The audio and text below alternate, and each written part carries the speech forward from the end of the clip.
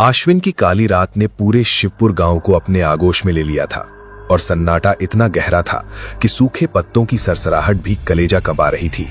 पगडंडी के दोनों ओर बाजरे के ऊंचे ऊंचे खेत किसी काली दीवार की तरह खड़े थे, मानो वे राहगीरों को निकलने का इंतजार कर रहे हों।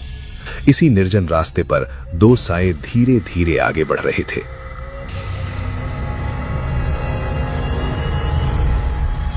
भाई रघुवीर, जरा तेज पैर चलाओ ना, मुझे सन्नाटे से बड़ी घबराहट हो रही है।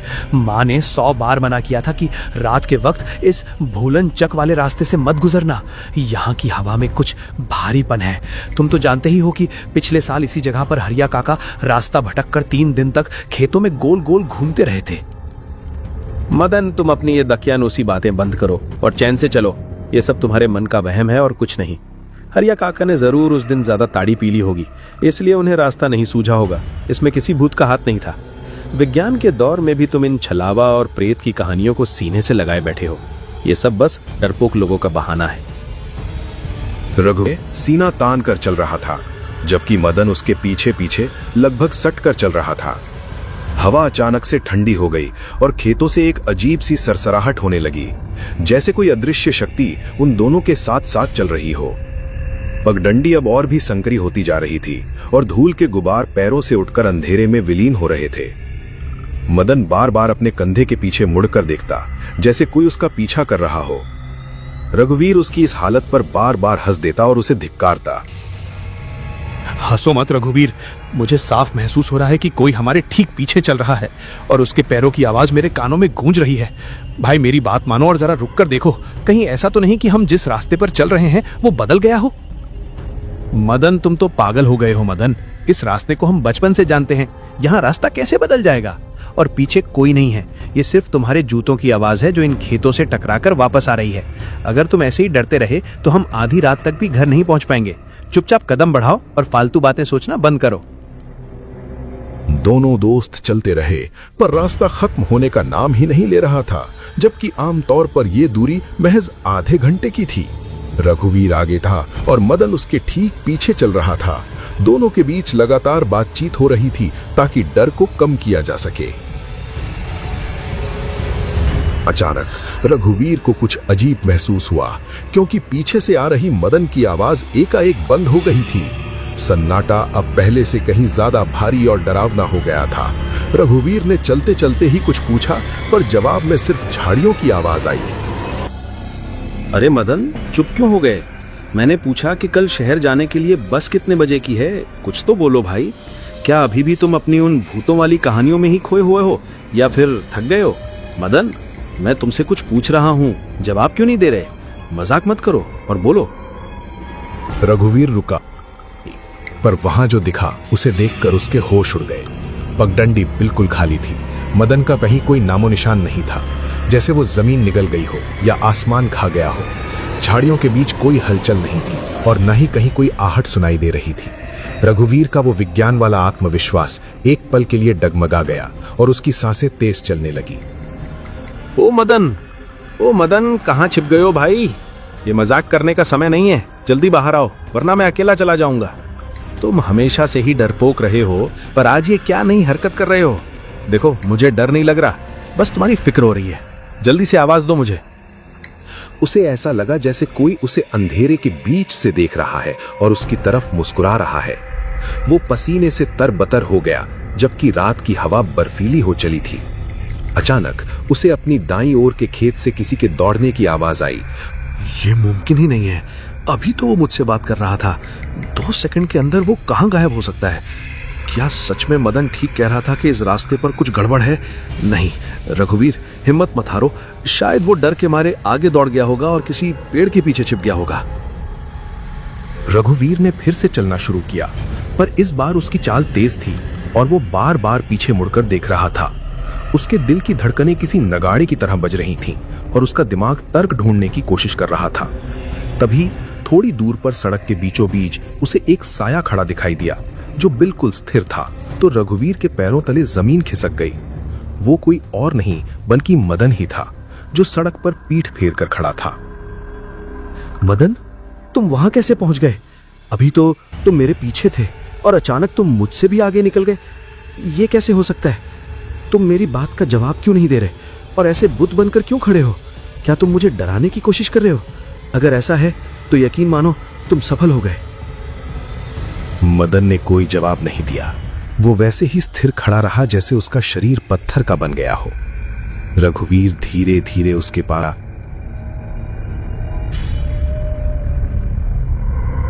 उसका हाथ कांप रहा था। जैसे जैसे वो करीब गया उसे महसूस हुआ कि मदन का कद सामान्य से कुछ इंच लंबा लग रहा है। हवा में एक अजीब सी सड़ांध फैलने लगी थी, जैसे पास ही में कोई जानवर मर गया हो। रघुवीर ने कांपते हुए हाथ से मदन के कंधे को छूने की कोशिश की। भाई मदन, मेरी तरफ देखो, तुम ऐसे चुप क्यों हो? चलो अब घर चलते हैं। मैं मान गया कि तुम्हारी बातें सच थीं, बस अब और मत डराओ। तुम्हारी ये चुप्पी मुझे अंदर से तोड़ रही है। आखिर तुम मुझसे नाराज क्यों हो? बोलो मदन, कुछ तो बोलो यार।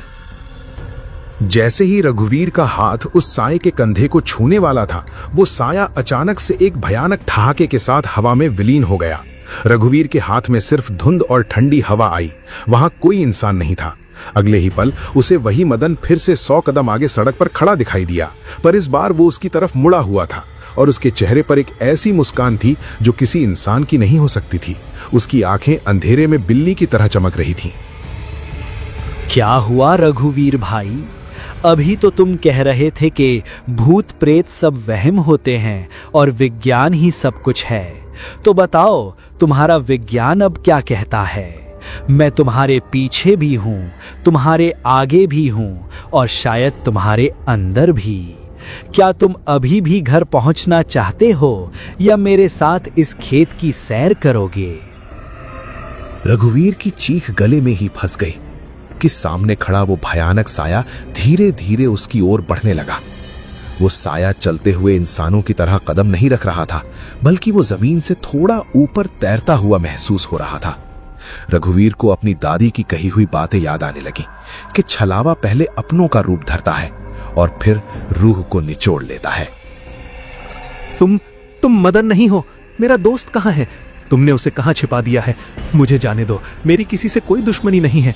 मैं तो बस अपने गांव वापस जा रहा था। हे भगवान, मेरी रक्षा करो। मुझसे बड़ी भूल हो गई जो मैंने इस रास्ते का मजाक उड़ाया। वो आकृति अब रघुवीर के बिल्कुल करीब आ गई थी और उसका चेहरा पल पल में बदल रहा था। कभी वो मदन जैसा दिखता, कभी किसी बूढ़े आदमी जैसा, और कभी उसका चेहरा बिल्कुल सपाट हो जाता। रघुवीर पीछे की ओर भागा, पर उसे लगा कि वो जितनी तेजी से भाग रहा है, रास्ता उतना ही लंबा होता जा रहा है।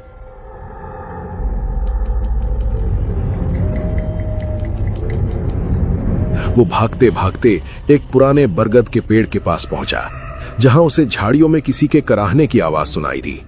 वहां मदन जमीन पर पड़ा हुआ था, उसका शरीर कांप रहा था। रघुवीर, भागो यहाँ से, ये कोई रास्ता नहीं है, हम कहीं नहीं पहुंच रहे। वो मुझे ले गया था, वो आग की तरह गर्म था। भागो भाई, वरना वो हमें कभी नहीं छोड़ेगा।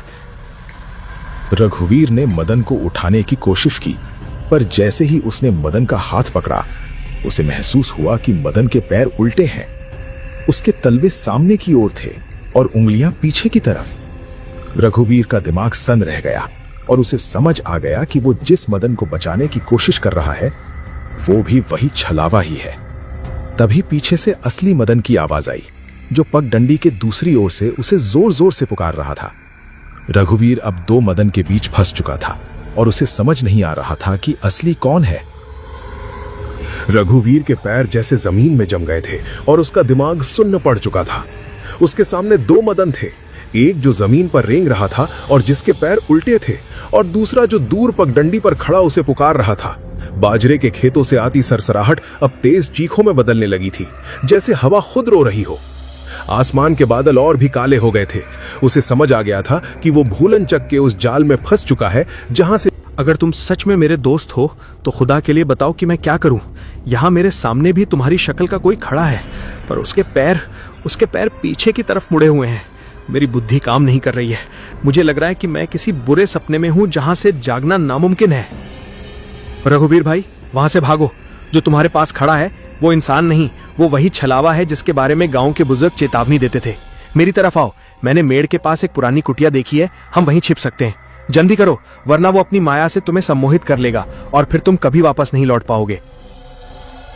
रघुवीर ने अपनी पूरी ताकत बटोरी और पगडंडी वाले मदन की ओर दौड़ लगा दी। पीछे खड़े उस उल्टे पैरों वाले साये ने एक भयानक और गूंजती हुई हंसी छोड़ी, जिससे पूरा जंगल कांप उठा। भागते समय रघुवीर को महसूस हो रहा था कि जमीन गीली और दलदली होती जा रही है, जबकि वहां कोई बारिश नहीं हुई थी। उसके जूतों में मिट्टी भर गई थी, जिससे उसकी रफ्तार धीमी हो रही थी, पर खौफ उसे रुकने नहीं दे रहा था। वो हांफते हुए उस मदन के पास पहुंचा, जो पगडंडी पर उसका इंतजार कर रहा था। शुक्र है कि तुम सही सलामत आ गए। मैंने सोचा था कि आज हम दोनों का अंत निश्चित है। अब मेरी बात ध्यान से सुनो, हमें पीछे मुड़कर बिल्कुल नहीं देखना है, चाहे कोई भी आवाज सुनाई दे। इस रास्ते पर अब जो भी दिखेगा वो सच नहीं होगा। हमें बस उस कुटिया तक पहुंचना है जो खेत के उस पार दिख रही है। मैं अपनी मूर्खता पर शर्मिंदा हूँ। काश मैंने तुम्हारी और सुखराम काका की बात मान ली होती। इस अंधेरे में वो कुटिया कहाँ है? मुझे तो सिर्फ बाजरे के ऊंचे खेत और ये डरावना सन्नाटा ही नजर आ रहा है। मेरी टॉर्च की बैटरी भी अब खत्म होने वाली है। अगर ये बुझ गई तो हम इस काली रात में पूरी तरह लाचार हो जाएंगे। दोनों दोस्त अब एक साथ तेज कदमों से आगे बढ़ने लगे। मदन आगे आगे रास्ता दिखा रहा था और रघुवीर उसके पीछे चल रहा था। चलते चलते रघुवीर ने गौर किया कि मदन की परछाई जमीन पर नहीं बन रही थी, जबकि उसका गला सूख कर कांटा हो गया था और उसके मन में फिर से शक का बीज पनपने लगा था। तभी अचानक दूर से किसी के रोने की आवाज आई, जो बिल्कुल रघुवीर की मां की आवाज जैसी थी। वो आवाज उसे पुकार रही थी और मदद मांग रही थी। बेटा रघुवीर, कहाँ हो तुम? मैं इस कुएं में गिर गई हूँ, मुझे बचा लो बेटा। यहाँ बहुत अंधेरा और ठंड है। क्या तुम अपनी माँ को ऐसे ही मरने के लिए छोड़ दोगे? इधर आओ बेटा, इस पगडंडी से नीचे उतर कर देखो, मैं यहीं झाड़ियों के पीछे फंसी हुई हूँ। मदन रुको, क्या तुमने वो सुना? वो मेरी माँ की आवाज है। वो मुसीबत में है और मुझे बुला रही है। हमें उधर जाना होगा। शायद वो सच में यहाँ भटक गई हो और किसी संकट में पड़ गई हो। मैं उन्हें अकेला नहीं छोड़ सकता, चाहे सामने कोई भी खतरा क्यों ना हो। मुझे जाना ही होगा। पागल मत बनो रघुवीर, तुम्हारी माँ इस वक्त घर पर सो रही होंगी। ये वही छलावा है जो अब रिश्तों का ढोंग कर रहा है। अगर तुम उस तरफ गए तो तुम सीधा उस पुराने कुएं में गिरोगे, जो 100 सालों से सूखा पड़ा है और हड्डियों से भरा है। अपनी आंखें और कान बंद कर लो। हमें सिर्फ सीधे चलते रहना है जब तक कि गांव की रोशनी न दिख जाए। रघुवीर का मन दो हिस्सों में बट गया था। एक तरफ मां की ममता थी और दूसरी तरफ मौत का डर। वो रुक गया। रोशनी में उसे एक कुआं दिखाई दिया, जो बरगद की जड़ों से लिपटा हुआ था, और उसके पास एक बूढ़ी औरत बैठी थी। उसकी पीठ रघुवीर की तरफ थी और वो जोर जोर से सिसक रही थी। रघुवीर के कदम अपने आप उस कुएं की ओर बढ़ने लगे, जैसे कोई उसे अदृश्य डोर से खींच रहा हो। माँ, क्या आप सच में वहां हैं?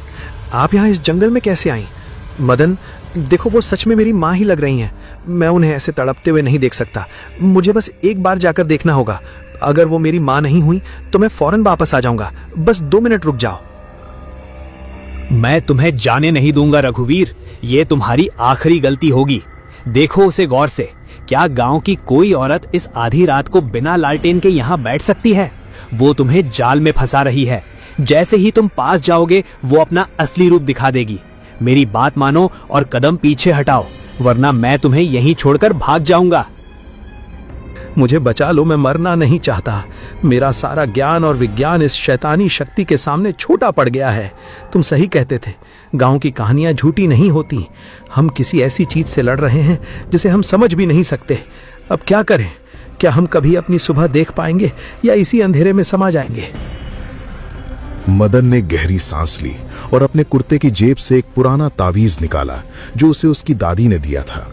उसने रघुवीर का हाथ कसकर पकड़ा और उसे जमीन पर बैठने को कहा। चारों ओर का माहौल अब और भी हिंसक हो गया था। पेड़ों की टहनियां आपस में टकराकर डरावनी आवाजें निकाल रही थीं। तभी उन्हें महसूस हुआ कि कोई चीज उनके बहुत करीब खड़ी है, पर वो दिखाई नहीं दे रही थी। केवल भारी सांसों की आवाज और सड़ी हुई मांस की गंध हवा में तैर रही थी। रघुवीर, अपनी आंखें बंद करो और भगवान का नाम जपो। अब केवल वही हमें इस माया जाल से निकाल सकते हैं। ये छलावा अब हमें शारीरिक रूप से नुकसान पहुंचाने की कोशिश करेगा, क्योंकि इसके मानसिक खेल नाकाम हो गए हैं। घबराना मत। चाहे तुम्हें ऐसा लगे कि तुम्हारा शरीर जल रहा है या कोई तुम्हें खींच रहा है, अपना हाथ मत छोड़ना। मुझे बहुत डर लग रहा है मदन। ऐसा लग रहा है जैसे कोई ठंडी उंगलियां मेरी गर्दन को छू रही हैं। हवा में किसी के फुसफुसाने की आवाज आ रही है। वो कह रहा है कि मेरा समय समाप्त हो गया है। क्या हम कभी इस भूल भुलंचक से बाहर निकल पाएंगे? मुझे अपने घर की याद आ रही है। मुझे अपनी माँ के पास जाना है। जैसे ही मदन ने मंत्र पढ़ना शुरू किया, जमीन जोर जोर से हिलने लगी और बिजली कड़कने लगी। छलावा अब गुस्से में आ गया था। उसे अपना शिकार हाथ से निकलता हुआ दिख रहा था। अचानक रघुवीर को लगा कि मदन का हाथ जो उसने पकड़ा हुआ था वो धीरे धीरे गर्म हो रहा है, इतना गर्म कि उसकी खाल जलने लगी। उसने मदन की तरफ देखा, पर मदन की जगह अब एक काली छाया बैठी थी जिसकी आंखें धधकते अंगारों जैसी थीं। रघुवीर ने चिल्लाकर हाथ छोड़ दिया और पीछे की ओर लुढ़क गया। तुम कहां भागोगे रघुवीर? मदन तो कब का उस कुएं में गिर चुका है। तुम जिसे अपना दोस्त समझ रहे थे वो मैं ही था। अब तुम्हारी बारी है। इस मिट्टी को तुम्हारी रूह की जरूरत है ताकि ये भूलंचक जिंदा रह सके। देखो अपने चारों ओर, यहां कोई रास्ता नहीं है, सिर्फ मौत का कुआं है। और देखा कि वो वाकई एक गहरे गड्ढे के किनारे खड़ा था और मदन नीचे बेहोश पड़ा हुआ था। वो समझ गया कि छलावे ने उसे भ्रमित करके मदन से अलग कर दिया था और अब वो अकेला रह गया था। ऊपर से वो छाया नीचे की ओर कूदने के लिए तैयार थी। उसका आकार अब इतना बड़ा हो गया था कि उसने आसमान को ढक लिया था। रघुवीर ने हिम्मत जुटाई और गड्ढे में कूद गया ताकि वो मदन तक पहुंच सके और उसे बचा सके। मदन, ओ मदन भाई, आंखें खोलो, हमें यहां से निकलना होगा वरना ये राक्षस हमें इसी गड्ढे में दफन कर देगा। मुझे माफ कर दो भाई, मैंने तुम्हारी बातों का मजाक उड़ाया और तुम्हें इस मुसीबत में डाल दिया। उठो मदन, देखो वो शैतान हमारे बिल्कुल करीब आ गया है। अब केवल तुम ही मुझे रास्ता बता सकते हो। दोनों दोस्त गिरते पड़ते गड्ढे से बाहर निकले और फिर से उसी पगडंडी पर आ गए जहां से सब शुरू हुआ था। हवा अब और भी तेज हो गई थी और धूल के बवंडर उनके चारों ओर घूमने लगे थे, जैसे छलावा उन्हें रोकने का आखिरी प्रयास कर रहा हो। अचानक उन्हें सामने से एक बैलगाड़ी आती दिखी। वो बिल्कुल रघुवीर के चाचा जैसा दिख रहा था, जो अक्सर इसी रास्ते से घर लौटते थे। अरे रघुवीर बेटा, तुम यहाँ इस रात के वक्त क्या कर रहे हो? और तुम्हारी ये हालत कैसी हो गई? और मदन को क्या हुआ? इसके सिर से तो खून बह रहा है। जल्दी आओ और मेरी बैलगाड़ी पर बैठ जाओ। मैं तुम्हें घर छोड़ देता हूँ। तुम्हारी माँ बहुत परेशान हो रही है और गांव में तुम्हारा इंतजार कर रही है। नहीं, तुम मेरी चाचा नहीं हो सकते। तुम वही मायावी शैतान हो जो हमें फिर से फंसाना चाहता है। मदन, इसकी तरफ मत देखना और ना ही इसकी बातों का जवाब देना। बस चलते रहो। हम जानते हैं कि हमारे चाचा आज शहर गए हुए हैं। तुम हमें अब और बेवकूफ नहीं बना सकते। अपनी ये गंदी चालें बंद करो। जैसे ही रघुवीर ने ये कहा, वो बैलगाड़ी और लालटेन धुएं में बदल गई और वहां सिर्फ एक भयानक कंकाल खड़ा रह गया, जिसकी आंखों में आग जल रही थी। वो कंकाल हवा में तैरते हुए उनकी ओर बढ़ा, पर जैसे ही वो मदन के ताबीज के प्रभाव क्षेत्र में आया, वो पीछे हट गया। पगडंडी अब साफ दिखाई देने लगी थी और दूर कहीं गांव के कुत्तों के भौंकने की आवाज आने लगी थी। सुबह की पहली किरण अभी दूर थी, पर अंधेरे का वो भारीपन अब कम होने लगा था। बस थोड़ी दूर और रघुवीर, देखो वो सामने बिजली का खंबा दिख रहा है। हम गांव की सीमा के बिल्कुल करीब है। छलावा गांव की सरहद पार नहीं कर सकता क्योंकि वहां का देवता इसकी शक्तियों को रोक देता है। अपनी पूरी ताकत लगा दो और भागो। पीछे मत मुड़ना, चाहे कोई तुम्हें पुकारे या तुम्हारे नाम की आवाज दे। मैं भाग रहा हूं मदन। मैं पीछे मुड़कर देखने की हिम्मत भी नहीं कर सकता।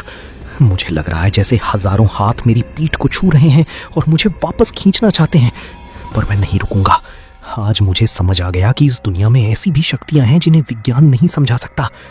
बस एक बार गांव पहुंच जाऊं, फिर कभी रात को बाहर नहीं निकलूंगा। दोनों दोस्त पागलों की तरह दौड़ते हुए गांव की पहली गली में दाखिल हुए।